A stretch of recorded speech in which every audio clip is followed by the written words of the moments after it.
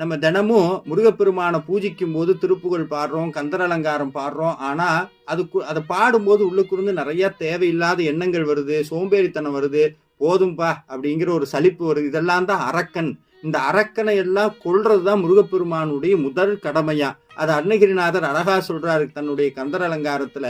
ஷளத்தில் பிடிபட்டு அசட்டு கிரியைக்குள் தவிக்கும் என் உளத்தில் பிரமத்தை தவிர்ப்பாய், அவுணர் உரத்து உதர குளத்தில் குதித்து குளித்து கழித்து குடித்து வெற்றி களத்தில் செருக்கி கழுதாட வேல் தொட்ட காவலனே. எப்போ திருப்புகழ் பாடுறோமோ அப்பவே நம்மளுக்கு வேல் வந்து காவலா நிக்குமா முருகப்பெருமானுடைய அருளால.